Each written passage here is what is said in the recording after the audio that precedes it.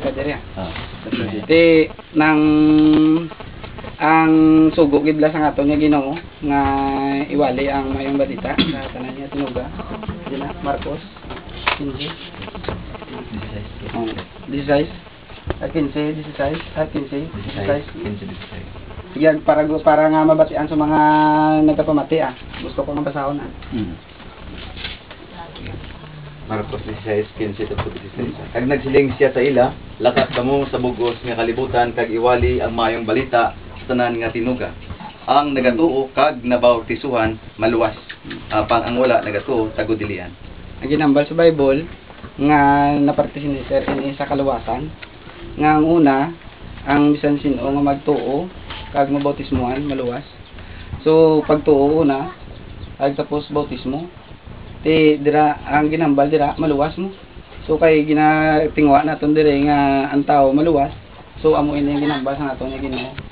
Kag bangod nga sila gin sugo sa naton nga Ginoo. Kag nangin matinumanon man sila. Kag ang ginhimo nila nga pagbautismo sa mga tao nga nagtuo sila nga pagbantala Acts 2:38 dira lang ko mapundo.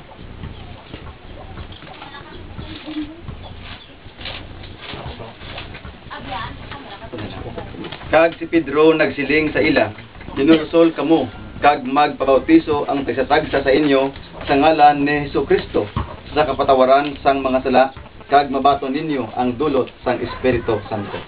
So ginhambal dira nga magpabautismo sa ngalan ni Lord Jesus Christ para sa kapatawaran. So kung gusto naton nga mapatawad aton mga sala, magpabautismo kita kay man matinuohon man bala kita sa pulong. So magpabautismo kita kag ang gigamit nila nga bautismo sa ngalan ni Lord Jesus Christ. Kaya lang. Okay, thank you. Dito tapos ang presentation ni Brother Ronald. So makadto kita sa 10 minutes nga question. Halin nga ang pamangkot halin ni Brother Chris taga magsabat si Brother Ronald. Time starts now. Okay, kung kurang para lang tindog sige tindog para po. Duha lang ka at pila lang ka minuto ang gin-spend ni Brother Nonoy sa iyang presentation. Instead nga 20 minutes.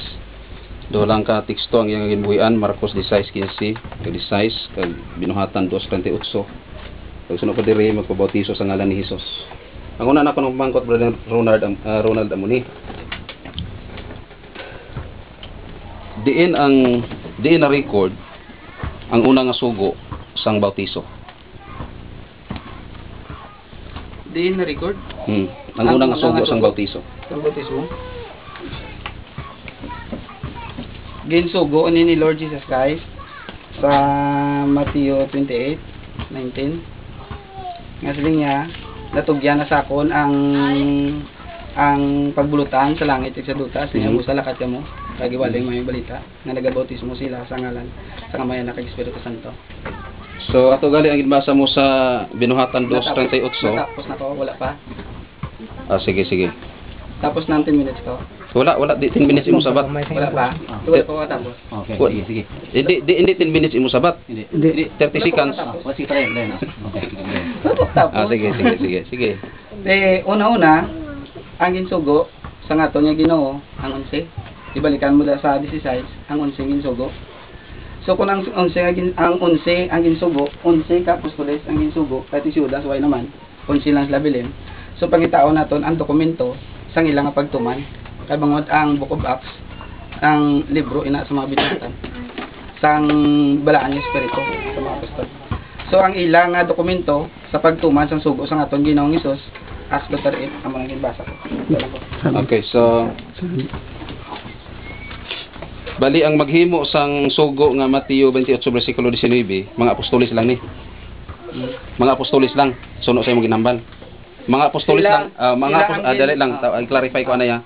Ang magtuman sini nga 1 minute man akon nga basahon. Nga Mateo 28 bersikulo 19. Lakat kamo Busa lakat kamo kag himuon nga mga gintutunan ang tanan nga kapungsuran nga nagabautiso sa ila sa ngalan sang Amay kag sang Anak kag sang Espiritu Santo. Ang pamangkot ko sa imo ini balang nga sugo na parte ni sir lang sa mga sa 11 ka apostoles. Una-una sa kinbasa mo, sila magahimo sa mga gintutunan.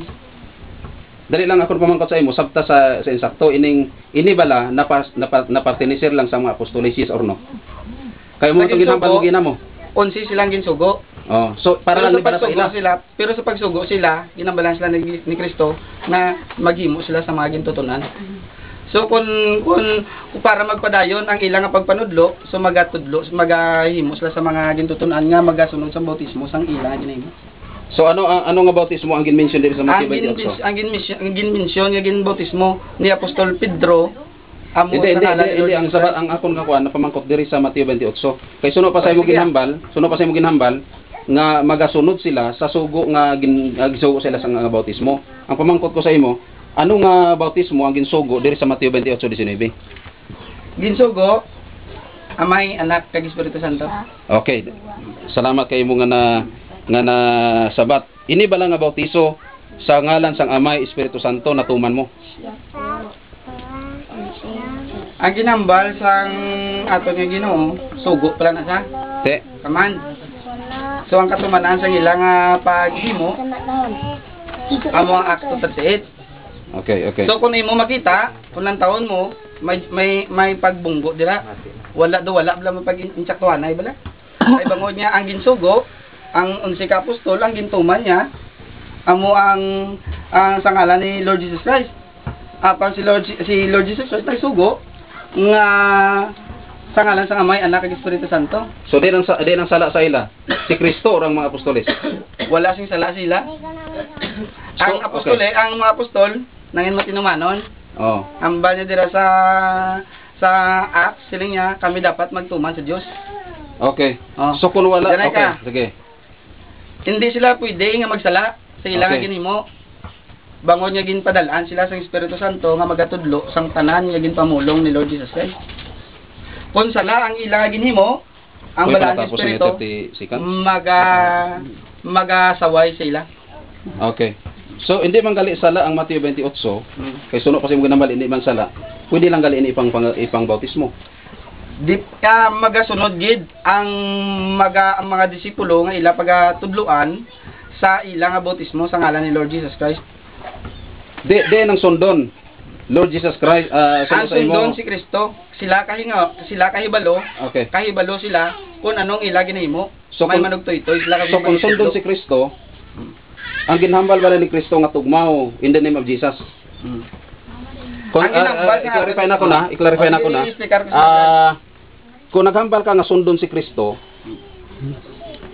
Okay, kung naghambal ka nga sundon si Kristo, naghambal bala si Kristo sa Mateo 28 versikulo 19 nga magpanugmaw kamo in the name of Jesus. May butang dira nga wala lang mampan. Wala makuha bala. Ginambal sa nato nga Ginoo, bautismo sila sa ngalan sang Amay. Kag sang Anak, kag sang Espiritu Santo. May ara dira nga wala lang makita. Ano ang wala na nakita? Kung sa English Bible mo basahon mo da, baptize them in the name of the Father. Wala siya nagambal nga baptize them in the names, kundi name, singular. Isa lang. So ang hambal niya dira, siling niya, bautismo sila sa ngalan sang Amay. So ang Amay, may ngalan. Bautismo sila sa ngalan sang Amay. Wala nagambal dira nga bautismo sila sa ngalan nga Amay, kundi sang Amay. So okay. Magambal kita dira sang. Magambal kita dira sang buot silingon, noun ina, kag ang buot silingon sang noun, name of a person, place or things. So sila nakahibalo kung sino ang ngalan sang Amay nga ginasugo sila ni Kristo nga amo ang ibautismo.